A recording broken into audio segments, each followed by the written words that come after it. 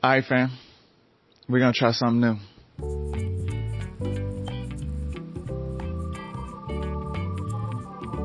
I'm gonna do some audio only for a little while.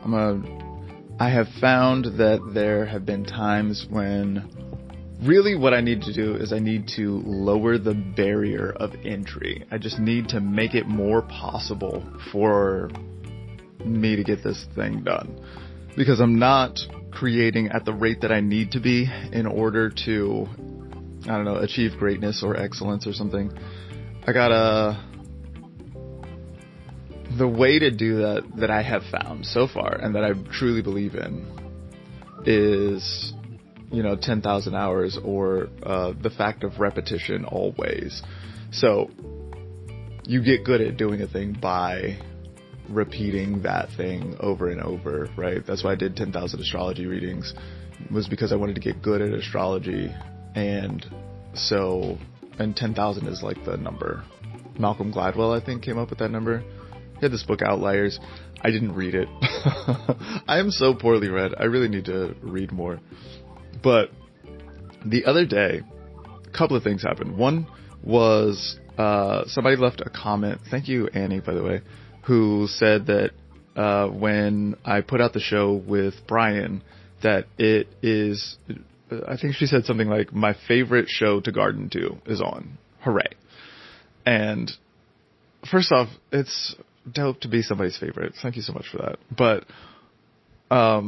it helped to clarify for me what I want. This is an exercise in being the change you want to see in the world.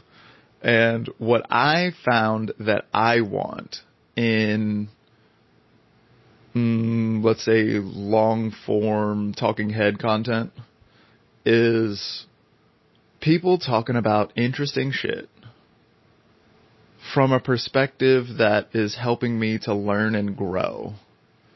And I don't have to devote all of my attention to it. I can do something else that is also important to me, like cleaning or cooking or gardening, whatever the thing is. I don't have to devote all of my, like if I watch a movie, then it's a completely immersive experience, right? So you watch a movie with your eyes, and there's music on that you hear with your ears, and there's dialogue that you hear with your ears, and it's in a dark room, and it's like all of my focus goes onto the movie, and that creates an experience that's so amazing that it's it's really great, but I don't get my cleaning done during that time, and I don't get my cleaning done like ever. So I need to lower the bar. I need to make my life more possible. So I enjoy learning things, and I enjoy conversation and stuff like that. And it's just me in the crib all the time. So if I'm going to have some conversation going on, then I got to import this conversation somewhere. So I listen to long form content for that. And so what I want is something that I can just listen to and have interesting stuff happen here. So I'm going to try to be that thing. I'm going to try to do that. Now, the reason why I am doing this also, there's several reasons I'd say, but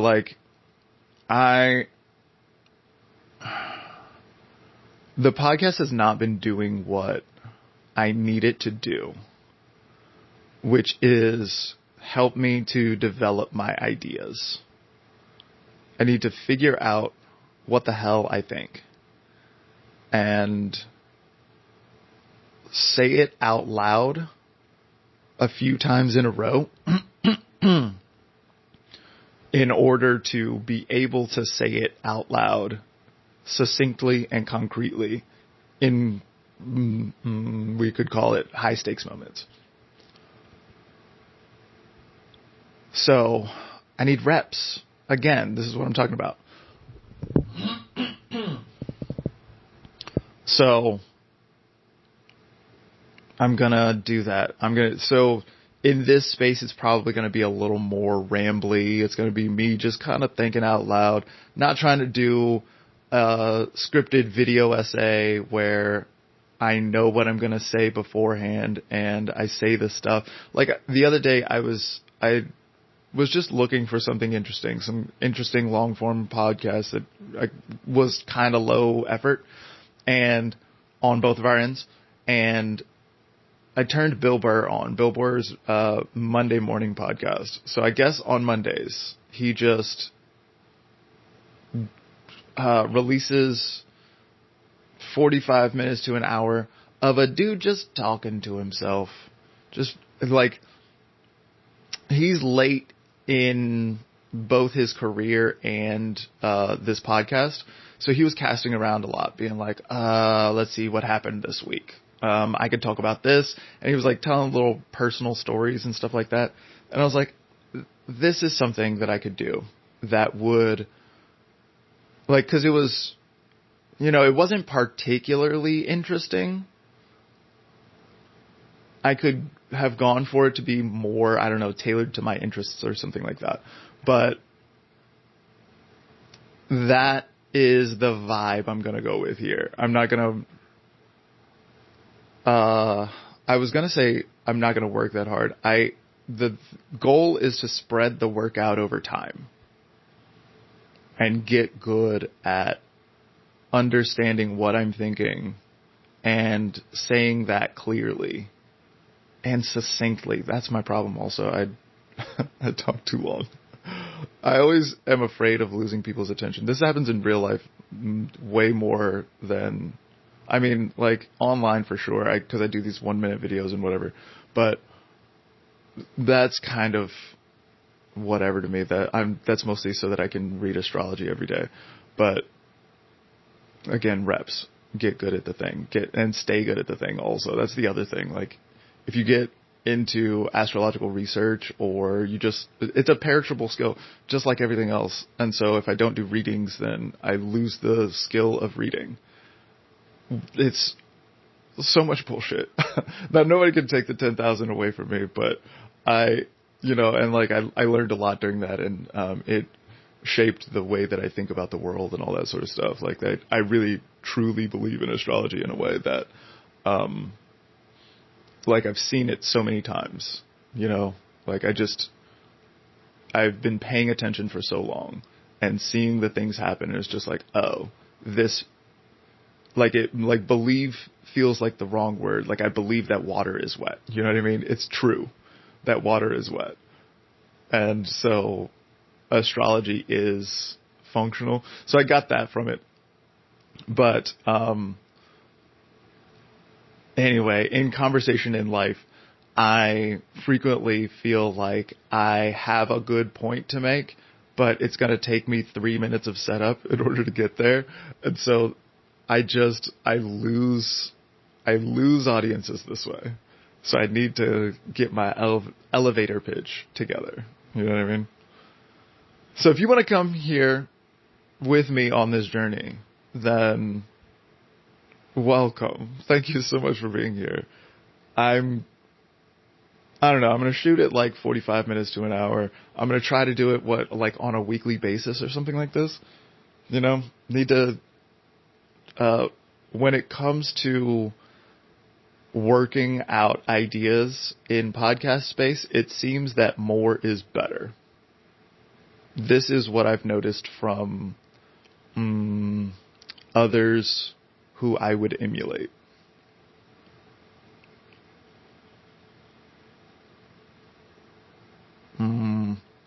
Sort of. This is what I've noticed in, I guess those who I would emulate in this domain. Because, like, I also love a perfected product, you know? Like, Erykah Badu is one of my most important influences. And she hasn't made an album in, like, 10 years or something like that. But her albums are so... She talks about it, the difference between performing live and performing in the studio. When you're live, you want to create a moment. But when you are in the studio, you perfect a moment. And that really resonated with me. And so I really I fuck with it when somebody has perfected a moment. It's really great. I really love that. Um, but the only way you get to that place is by having the foundation to create the moment in the first place. I think. I don't know. I never know. I'm making the shit up just like everybody else. One thing I will say about perfecting a moment, though, I've noticed recently that one of the most salient emotional experiences that I have, that I seem to pursue, is terror. Which is funny to me because I don't very much like being scared. Like, I don't watch horror movies, for example. I went on that one podcast, Soapbox, where you're supposed to like talk about a witchy magic film, and they clearly expect something like culty or goth in it. And I did my episode on The Incredibles, and it was like a poor fit for the audience or the vibe, the theme of the show. But to me, that movie The Incredibles is very magical, and so I talked about it, and I think I did a good job on that. But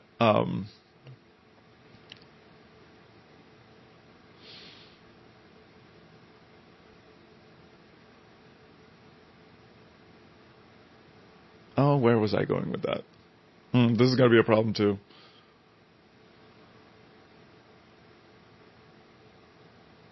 First time around. This is what we're going to do.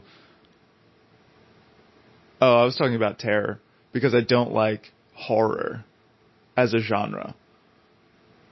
So, and I don't like being like a haunted house or something like that. You know what I mean? Don't like any of that sort of stuff. It's not my shit. But I notice that the feeling that I feel, like, I've been listening to so much Bad Bunny recently. Bad Bunny makes amazing music,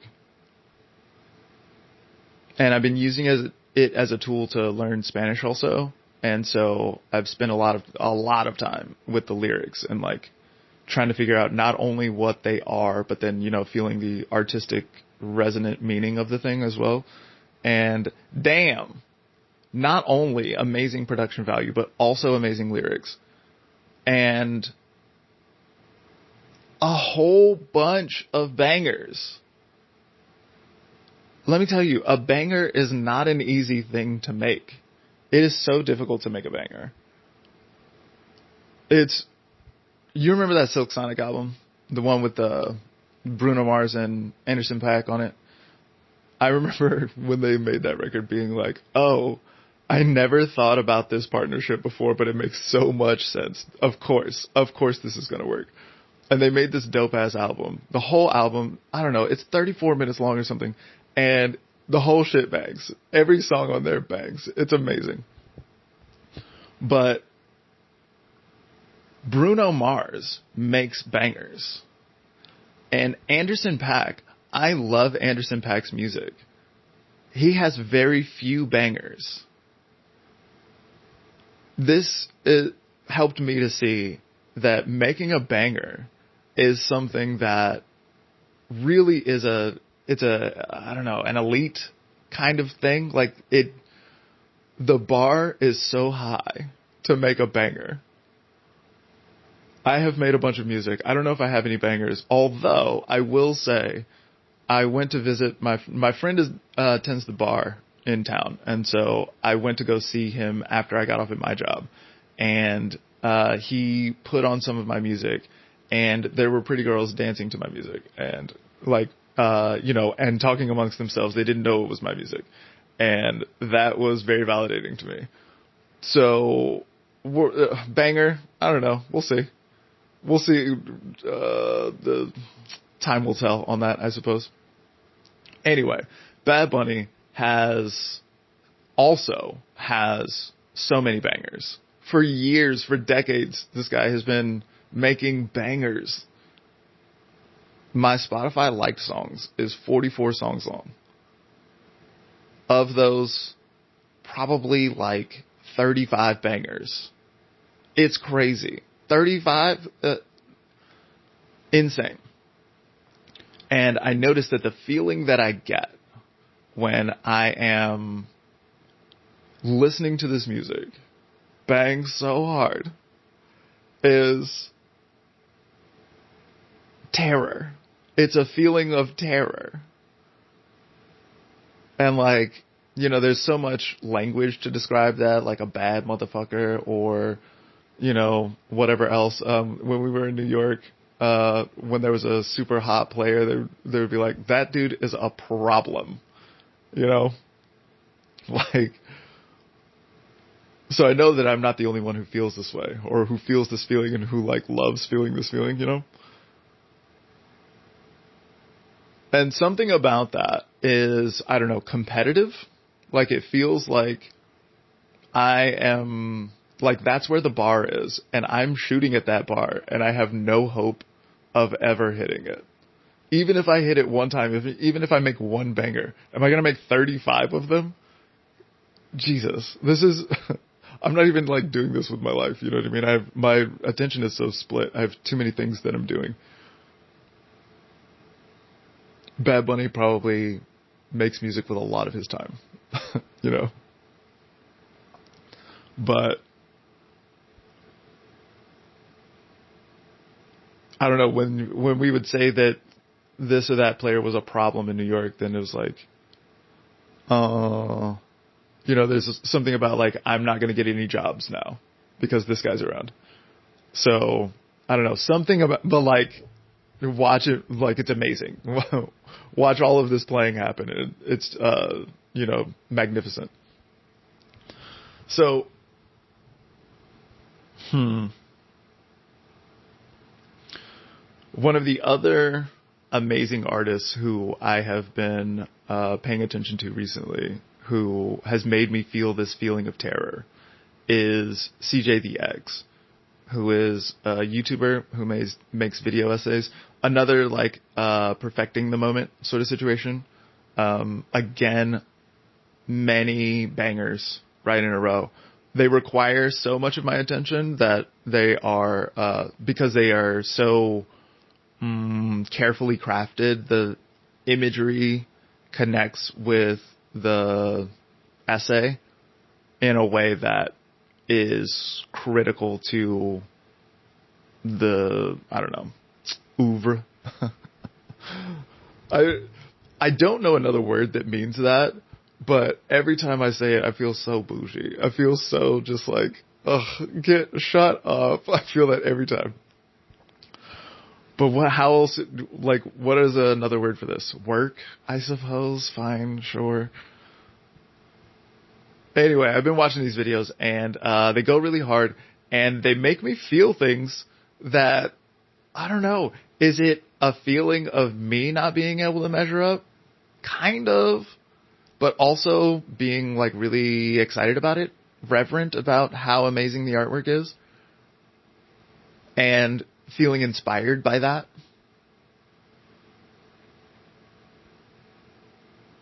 I don't know.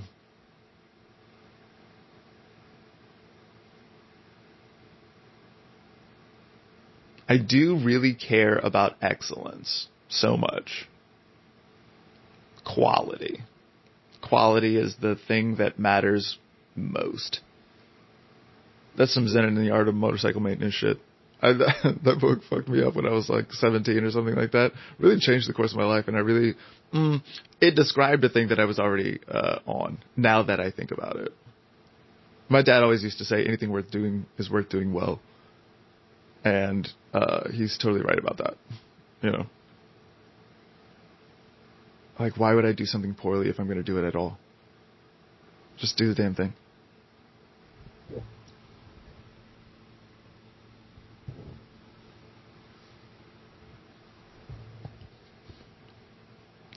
So anyway, I am trying to develop these ideas so that I can do that. CJVX is like quite the philosopher. Oh, the other thing that he's a fucking child. He's probably going through his Saturn return right now. And so it's a whole, like, for me, I'm much older than that. And I don't know, I feel late to the party or something, late to the game. But that's my style. A little bit at a time, you know? One little baby step at a time.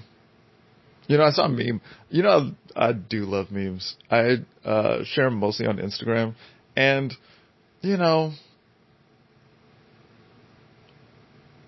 I spend too much time on them for the, I don't know, amount of attention they get, but because I really want to make a piece of art with it. I consider it art curation. Anyway, you know, back when I started doing daily forecasts, they started out written, and so I was writing a paragraph every day. I tried to, you know, summarize what was going to happen in the sky tomorrow or today with, I think it was tomorrow. I think I would write them in the evening time. And in 4 sentences or so. And I would put it with some New York City wall art graffiti that was around. Just take pictures of it all the time. And shout out to Jane, who sent me a lot of pictures. She also would just take pictures anywhere around town, and I would put them up.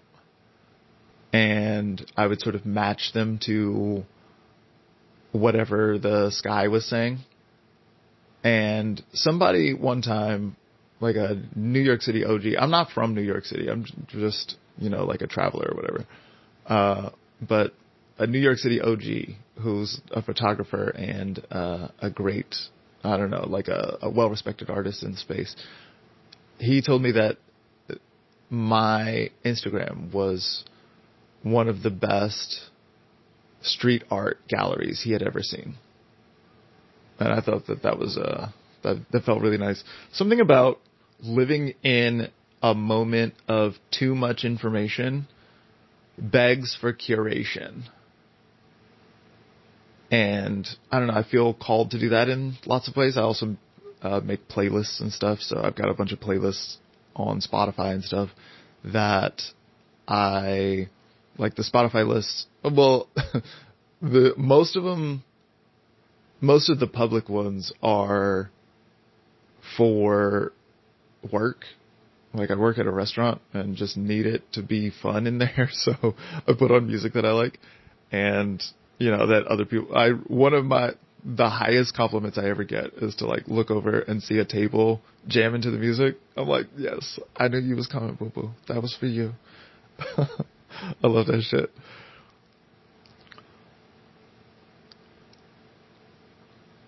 So I'm trying to do excellent things, you know? But man, excellent things are so hard to do. I feel so compelled to do quality artwork. Like, when I was making Bussin', the hip-hop record, I made that with my boy Kevin. He and I had been knowing each other from 12 years old, 11, something like that, riding the bus to school. Let me tell you a story about Kevin. So, he is so supportive. He's so just like genuine, heart of gold on this guy. I remember one time we were, and he's always believed in me for whatever reason. One time, so we were both like, well-mannered, you could say. So we were front of the bus kids. We didn't have back of the bus energy. I don't know how else to describe that. And it was important that we had each other also. That was an important thing that made us both safer. And so we would just hang out in the front of the bus and we would talk and stuff. And we had a breath holding contest one time, you know, just hold your breath for as long as you can. And he thought that I could do a good job and hold it for longer. So he cheated in order to inspire me to go longer. And he confessed immediately once we were done. But he wanted to see how long I could make it. So he cheated at the game to push me harder. That's so funny to me now. He doesn't remember doing that, but I remember that clearly. Anyway, so he and I, later in life, Bussin' came out in, 2023 or something? 22? I don't know, Spotify will remember. And, he made all the beats and, did all the post-production and stuff. And we were talking throughout the process, because we went back and forth and back and tried stuff and got stuck in all of the places that it was possible to get stuck, and just technical problems and creative problems and just every moment, the whole thing, we touched every moment of that album 100 times. You know what I mean? Every second on there, we went so hard. And we were going through that, and we were like, why are we doing this? Is so hard. And I'm like, it's fucking up my sleep, and I'm just going through it emotionally. I'm dying about it. And why am I doing this? And we both were like, I don't know. I don't know. I simply must. We have to do it. And we've made the record, and I'm super proud of it now. I'm so glad we did that shit. But doing it at all, I don't know. I'm compelled for reasons that are beyond my understanding. I don't know. Would I like to make the world a better place? Sure. Anytime you say some shit like that, I'd be like, yeah, right. Indeed, sure. But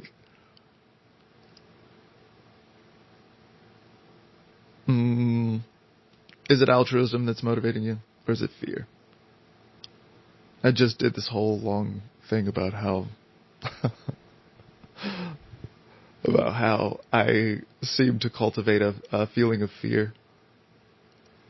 It really feels terrifying when the music is so good.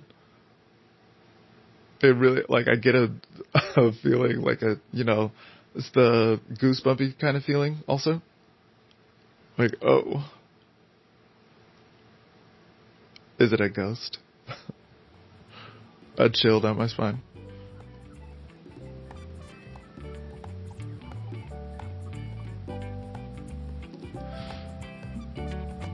I don't know. That feels good for today. If you want to come on the journey, cool. Thanks. Thanks for being here. I look forward to seeing you next time.